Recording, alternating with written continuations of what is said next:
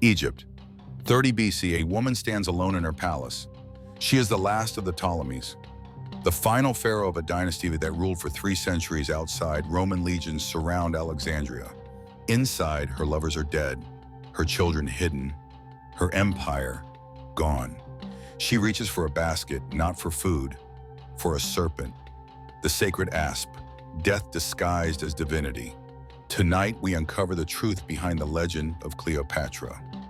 Not the seductress of Hollywood fantasies, but the brilliant, ruthless, tragic queen who played the most dangerous game in history and lost everything. 69 BC, Alexandria, Egypt. A girl is born into the Ptolemaic dynasty. Her name, Cleopatra VII Philopator. Greek blood, Egyptian throne, Roman ambitions. From birth, she is caught between 3 worlds. While other princesses learn to be decorative, Cleopatra learns to be dangerous. She studies in the great library of Alexandria. Mathematics, philosophy, astronomy, medicine.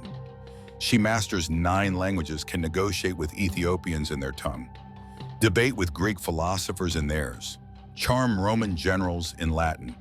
But knowledge without power is useless, and in the Ptolemaic court, power requires blood.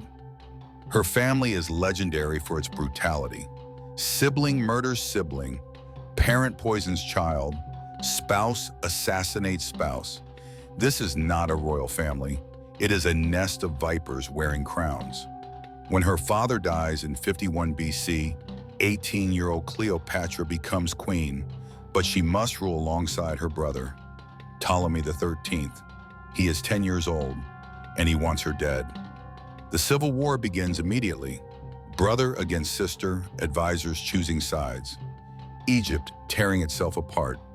Within months, Cleopatra is forced to flee Alexandria, exiled from her own throne, powerless, desperate. But Cleopatra understands something her brother does not. Egypt is too weak to survive alone. Rome is too powerful to resist. So she will do the impossible. She will seduce Rome itself. 48 BC, Julius Caesar arrives in Alexandria.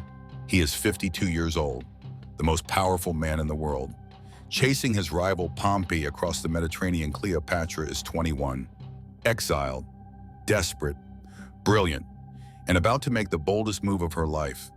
The story says she had herself smuggled into Caesar's chambers, rolled in a carpet, delivered like a gift. When the carpet unfurls, Cleopatra emerges, not as a beggar pleading for help, but as a queen demanding her throne. What happens in that room changes history. Caesar doesn't see a desperate exile. He sees intelligence, ambition, vision. She doesn't see a foreign conqueror. She sees the key to her survival. Within days, Caesar takes her side, uses Roman legions to crush her brother's forces. Ptolemy XIII drowns in the Nile. Weighed down by his golden armor, Cleopatra becomes sole ruler of Egypt. And Caesar's lover. She gives him a son, Caesarion. Little Caesar, the boy who should unite East and West, the heir to both Rome and Egypt. For 3 years, it seems impossible. The most powerful man in Rome, the Queen of Egypt, their son, a new empire rising from the ancient one. But Rome does not crown kings. Rome murders them. March 15th, 44 BC, the Ides of March. Caesar is assassinated in the Senate, 23 stab wounds, by men who claim to be saving the Republic. In Alexandria, Cleopatra receives the news. Her protector is dead. Her son is fatherless. Rome is in chaos, and she is alone again. But she has learned a crucial lesson.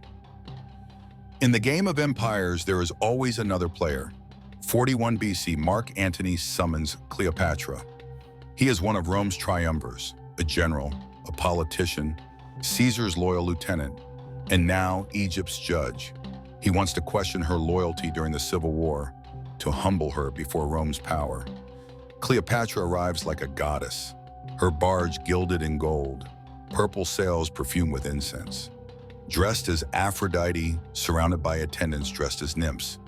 The entire city of Tarsus stops to watch. Antony wanted to judge her. Instead, he falls completely under her spell. But this is not just seduction, this is strategy. Cleopatra sees what Antony offers: military power, political legitimacy, Roman might, everything she needs to secure Egypt's future. Antony sees what Cleopatra offers: wealth beyond Roman imagination, the grain that feeds Rome's millions, an alliance with the ancient world. They become lovers, then partners, then something more dangerous than either. They become dreamers.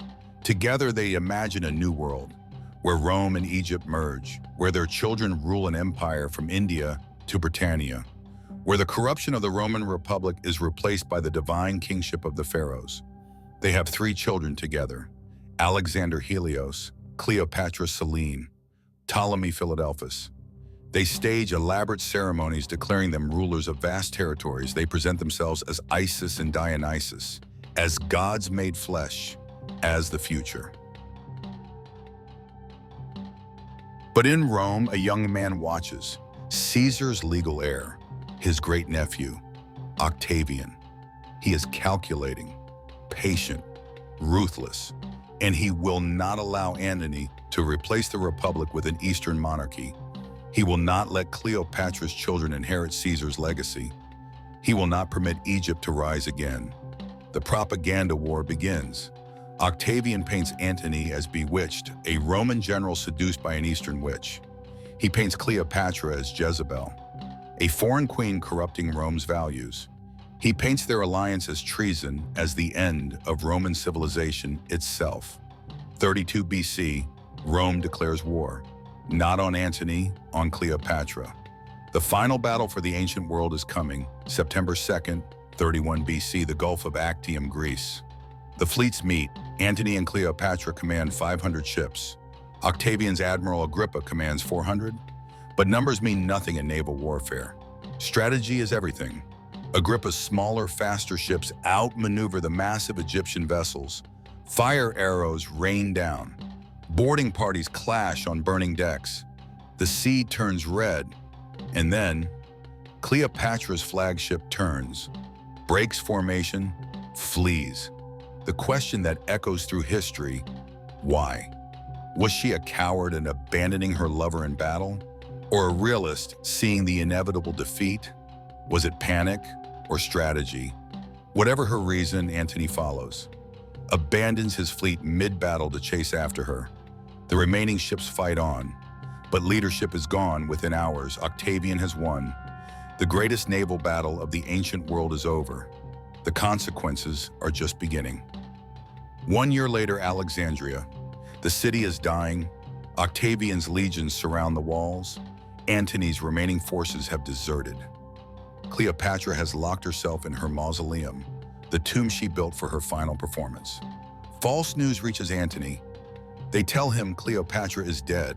He doesn't question it, doesn't verify. He simply falls on his sword.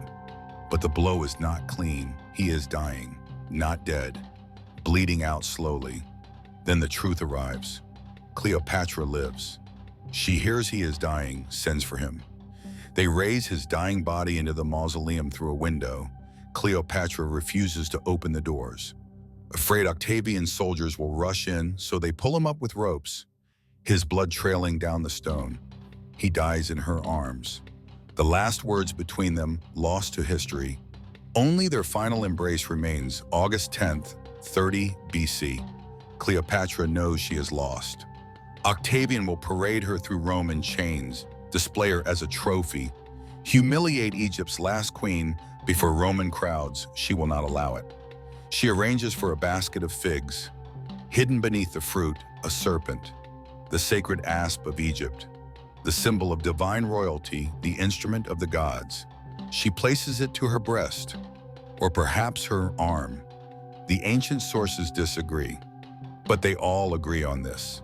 Cleopatra chose her death, chose how Rome would remember her, not as a captive, as a queen. 2,000 years have passed since Cleopatra's death. Yet her name still resonates across the centuries. But who was she really? The seductress of legend?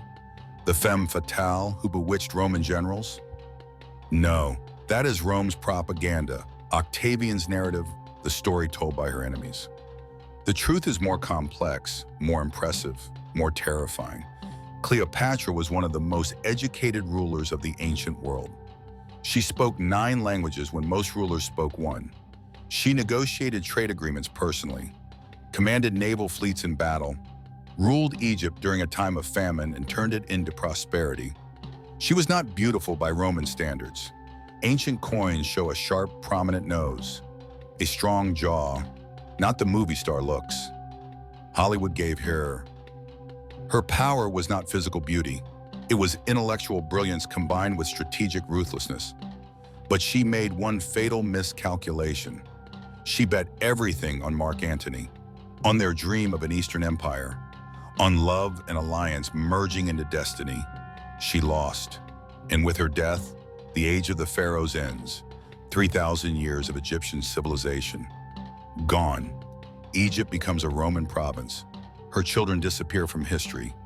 Caesarion is executed by Octavian, can't have a rival claiming to be Caesar's true heir. The others fade into obscurity. The line of the Ptolemies is extinct. The great library of Alexandria, where Cleopatra studied, will burn. The knowledge of millennia, ash. Egypt itself will not be truly independent again for 2,000 years. Cleopatra was not just the last queen of Egypt. She was the last chance for Egypt to remain a great power, and she almost succeeded. History is written by victors, and Octavian, soon to be Augustus Caesar, first emperor of Rome, was the ultimate victor. So the Cleopatra we know is filtered through Roman propaganda, the foreign seductress, the Eastern witch, the woman who corrupted good Roman men. But imagine if she had won, if Actium had gone differently, if Antony and Cleopatra had defeated Octavian. Would we speak of the Cleopatra dynasty? Would Greek-Egyptian civilization have merged with Roman power? Would history itself have flowed in a different direction? We will never know. What we do know is this: Cleopatra was not a victim. She was a player in the most dangerous game ever played. She gambled an empire on her intelligence, her alliances, and her vision. She almost won. Almost. So I leave you with this question. Was Cleopatra a tragic heroine brought down by circumstances beyond her control? Or a brilliant strategist who simply lost the final throw of the dice? Was she Egypt's last hope, or its final mistake? What do you think? Share your thoughts in the comments below. And if you want to journey deeper into the stories of rulers who shaped empires and the moments when civilization stood at the edge of collapse, subscribe to Dark Ages Chronicles.